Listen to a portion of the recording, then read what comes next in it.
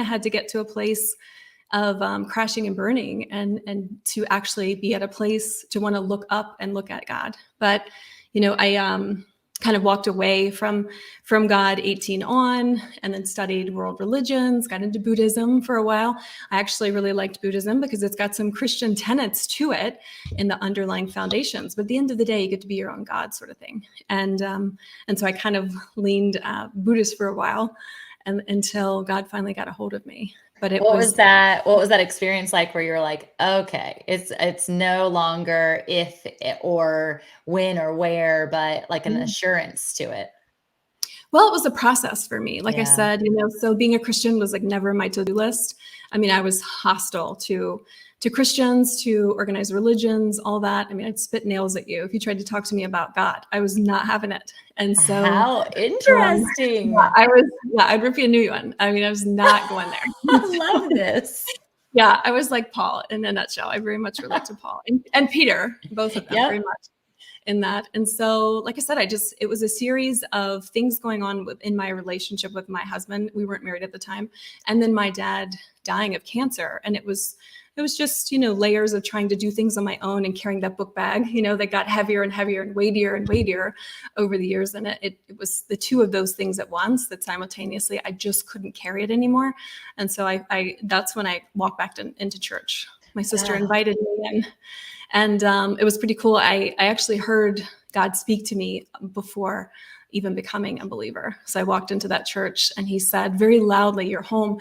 And my first thought was, oh my gosh, I've gone crazy. This is it. Like, I'm hearing voices, like, what the heck? That was like the first like millisecond thought.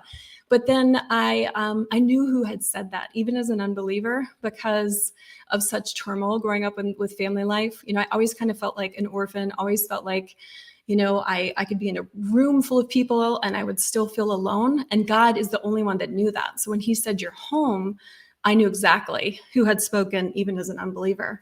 And then I just gradually started coming, seeing people that had things that I didn't have, and eventually I gave my life to Christ. And it's been a journey, an exciting journey ever since. That is incredible. And I think you started the story in a place that can still be a conversation that people are wrestling with at this point, which is that concept of hypocrisy connected to religion, world religions of all sorts, but even within Christianity and like denominational sectors. And I was at a retreat recently with some women, and we were all sharing our stories and just like showing the love of the Lord and the fruit of the Lord that had been transpired in our different walks of life. And it was her turn to share. And she just very boldly and almost like with anger was like, "Where have you all been hiding my whole life? Why are you hiding under a rock?"